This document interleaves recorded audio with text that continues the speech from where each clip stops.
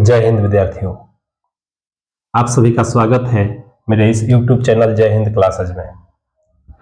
तो पिछली क्लास में हमने क्लास 8 के एक्सरसाइज 1 के कुछ टॉपिक को हमने समझा था और सीखा था। उसमें हम लोगों ने जाना था परिमेय संख्या, पूर्णांक, अपरिमेय संख्या, प्राकृत संख्या, सम विषम, इन सभी संख्याओं का हम लोगों ने बेसिक ज्ञान लिया था। उसके बाद से जो है सौरक नियम या समृद्ध नियम क्या होता है उसको हमने समझा था। आज हम लोग उसी को आगे बढ़ाते हुए उसी एक्सरसाइज के कुछ महत्वपूर्ण टॉपिक को देखेंगे। तो चलिए हम लोग शुरू करते हैं आज की क्लास को। पिछला वीडियो में हमने परिमेय संख्या के बारे में समझा था। तो यहां हम लोग समझेंगे कि यदि ए, बी तथा सी परिमेय संख्या हो तो अगर ए, बी, सी परिमेय संख्या है तो जोड़ का क्रम विनिमय नियम क्या होता है। यह जो वीडियो होने वाला है क्लास 8 के साथ साथ 9th, 10th और इसका जरूरत 11th, 12th में भी पड़ता है। इस लिहाज से यह काफी महत्वपूर्ण टॉपिक है आप सभी के लिए। तो जोड़ का क्रम विनिमय नियम क्या होता है, तो देखिए नाम से ही स्पष्ट है। क्रम विनिमय, विनिमय का मतलब होता है अदला बदली। तो क्रम का अदला बदली यानी कि कहने का मतलब कि अगर ए, बी, सी परिमेय संख्या है तो ए को बी में जोड़ दीजिए या बी को ए में जोड़िए, क्रम को बदल देना है। या जो बी सेकेंड क्रम में है उसको फर्स्ट में कर देना है और ए जो फर्स्ट है उसको सेकेंड में कर देना है। तो इस तरह से हम क्रम को बदल कर अगर लिखेंगे तो फिर इसमें कोई अंतर नहीं होगा, इसके मान में कोई अंतर नहीं होगा। ए में बी को जोड़िए या बी में ए को जोड़िए। जैसे में यहाँ पे एक उदाहरण से आप समझ सकते हैं कि 2 में 3 जोड़ेंगे या 3 में 2 जोड़ेंगे, मान में कोई परिवर्तन नहीं है, योगफल 5 ही आएगा। 2 3 5, 3 2 5। तो क्रम को बदलने से मान में, योगफल करने में मान में कोई अंतर नहीं होता है। इसी नियम को हम लोग कहते हैं जोड़ का क्रम विनिमय नियम। अब देखिए घटाव का क्रम विनिमय नियम सत्य नहीं है इसके लिए। आप देख सकते हैं 2 में से 3 घटाएंगे तो -1 आएगा और 3 में से 2 घटाएंगे तो +1 आएगा। तो घटाव का क्रम विनिमय नियम सत्य नहीं होता है। इसके बाद गुना का क्रम विनिमय नियम उसी प्रकार से है। ए में या बी से गुना कीजिए या बी में ए से गुना कीजिए, मान में कोई फर्क नहीं पड़ेगा। इसी नियम को गुना का क्रम विनिमय नियम कहा जाता है। इसका एग्जाम्पल आप देख सकते हैं कि 3 में 4 से गुना कीजिए या 4 में 3 से गुना कीजिए, आपका मान 12 ही आएगा, इसमें कोई फर्क नहीं पड़ेगा। इसके बाद तीसरा है जोड़ का साहचर्य नियम। तो जोड़ का साहचर्य नियम क्या होता है कि देखिए आपको बोर्ड मास में आप लोगों ने पढ़ा है कि सबसे पहले कोष्ठ का क्रिया किया जाता है। तो यहाँ देख सकते हैं कि 3 संख्याएं ए बी सी है। तो यह कोष्ठ को पहले हम बी प्लस सी को जोड़ेंगे, पहले कोष्ठ का क्रिया करेंगे और जितना योगफल आएगा तब हम लोग ए को जोड़ेंगे, या हम ए और बी को पहले जोड़े और सी को बाद में जोड़े, तो फिर मान में कोई, योगफल में कोई अंतर नहीं होगा, कोई फर्क नहीं पड़ेगा। आप देख सकते हैं, जैसे एक एग्जांपल से समझ लीजिए कि 3 4 को हम पहले जोड़े 7 होगा, फिर 2 को जोड़े तो 9 होगा, या 2 3 को पहले जोड़ा जाए फिर 4 को जोड़ा जाए फिर भी योगफल 9 ही आएगा। तो इस तरह का जो नियम है इसको कहा जाता है जोड़ का साहचर्य नियम। इसी प्रकार है गुना का साहचर्य नियम। जैसे 3 में 4 से गुना कीजिए 12, फिर 2 से गुना कीजिए 24, या पहले आप 2 3 का गुना कीजिए, पहले कोष्ठ का क्रिया, तब 4 का गुना कीजिए, तब भी 24 ही होगा।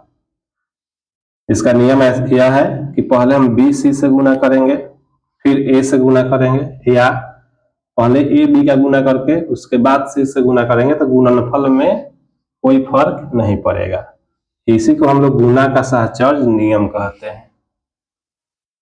इसके बाद यह जोड़ पर गुना का बंटन नियम। जोड़ पर गुना का बंटन नियम यहां समझेंगे कि देखिए a गुना b प्लस सी बराबर a गुने b प्लस a गुने सी। यहां ध्यान से समझेंगे किया क्या गया है कि a में एक बार b से गुना किया गया है तो a गुने b हुआ है, प्लस है तो यहाँ प्लस दे दिए हैं। फिर a में एक बार c से गुना किया गया है तो a गुने c हो गया है। तो इसी को हम लोग कहते हैं जोड़ पर गुना का बंटन नियम या वितरण नियम। चलिए इसको एक एग्जाम्पल से आप समझ सकते हैं। यहाँ पर हम एग्जाम्पल एक देते हैं, यहाँ देख सकते हैं कि हम 2 में गुना कर दें 3 जोड़ 4 से, तो यह क्या होगा देख सकते हैं। एक बार 2 में 3 से गुना करेंगे जोड़, फिर एक बार 2 में 4 से गुना करेंगे, इसका मान होगा 2 में 3 से गुना 6 और जोड़ 2 में 4 से गुना 8 और 6 8 को जोड़ेंगे तो 14। इसी प्रकार इसका हमने क्रिया किया, इसको हल किया तो यह 14 आ गया। इसको भी आप करके चेक कर सकते हैं। पहले कोष्ठ क्रिया, तो कोष्ठ का यह क्रिया करेंगे, पहले 3 4 को जोड़ेंगे 7 और 7 में 2 से गुना करेंगे 14। उसी प्रकार सेम जो है आपका यह LHS और यह RHS आपका बराबर आ रहा है, बस लिखने में जो है कुछ फर्क है। यहाँ क्या किया गया है कि 3 4 को प्लस में रखकर 2 से गुना किया गया है, और यहाँ बराबर में क्या है कि इसी को वितरण कर दिया गया है, बांट दिया गया है कि 2 में 3 से गुना किया गया है एक बार और प्लस 2 में 4 से गुना, यह बांट करके यहाँ पर लिखा गया है। तो बांट करके भी लिखे या इस तरह से कोष्ठ में एक साथ लिखे फिर 2 से गुना करें तो इसके मान में कोई फर्क नहीं पड़ता है। इसी नियम को हम लोग कहते हैं जोड़ पर गुना का बंटन नियम या वितरण नियम। ठीक है। इसके बाद देखिए जोड़ का तत्समक अवयव क्या होता है। जोड़ का तत्समक अवयव ध्यान से समझेंगे। जोड़ का तत्समक अवयव होता है कि किसी भी संख्या में जब शून्य को जोड़ा जाता है तब योगफल वही संख्या प्राप्त होता है। इस नियम को जोड़ का तत्समक अवयव कहा जाता है। किसी भी संख्या में, थोड़ा सोचेंगे आप भी, किसी भी संख्या में जब हम शून्य को जोड़ेंगे तो फिर हमें वही संख्या प्राप्त होगा। जैसे 5 में 0 को जोड़ा जाए तो 5 ही मिलेगा, 10 में 0 जोड़िए तो 10 ही मिलेगा, x में 0 जोड़िए तो x ही मिलेगा। यानी किसी भी संख्या में हम 0 को जोड़ेंगे तो वही संख्या मिलेगा। इसलिए शून्य को जो है जोड़ का तत्समक अवयव कहा जाता है। इसलिए इस प्रकार शून्य को जोड़ का तत्समक अवयव या योगात्मक तत्समक भी इसको कहा जाता है। जैसे मैं एग्जाम्पल यहाँ देकर समझाए हैं, 2 में 0 को जोड़िए तो 2 ही होगा, a में 0 जोड़ेंगे तो a ही होगा। तो इस प्रकार से 0 को किसी भी संख्या में जोड़ेंगे तो वही संख्या होगा। इसलिए 0 को हम जोड़ का तत्समक अवयव कहते हैं। इसी प्रकार गुना का तत्समक अवयव, ऐसा कौन सा संख्या है जिसे हम किसी भी संख्या में गुणा करें तो वही संख्या प्राप्त होगा। तो 1 है, 1 को हम किसी भी संख्या में गुणा करें तो हमें वही संख्या प्राप्त होगा। 1 में 5 से गुणा करेंगे तो 5 ही प्राप्त होगा, 1 में 8 से गुणा करें तो 8 ही प्राप्त होगा। यानी 1 में किसी भी चीज के साथ गुणा करेंगे तो वही प्राप्त होगा। 1 में 0 से गुणा कीजिएगा 0 मिलेगा, 1 में x के साथ गुणा करेंगे तो x मिलेगा। इस प्रकार से हम 1 को गुना का तत्समक अवयव कहेंगे।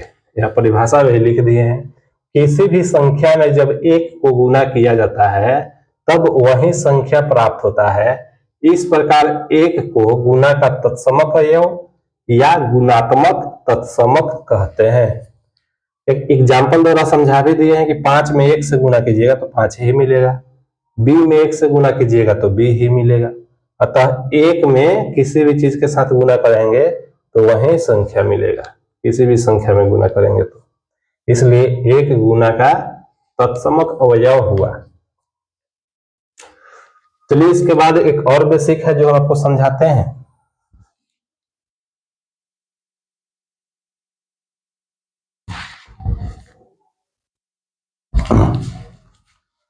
चलिए तो अब हम लोग समझेंगे कि योज्य प्रतिलोम क्या होता है, एडिटिव इनवर्स। ध्यान देना, योज्य का मतलब समझिए जोड़, अब प्रतिलोम का मतलब उल्टा, यानी जोड़ का उल्टा, जोड़ का उल्टा घटाव।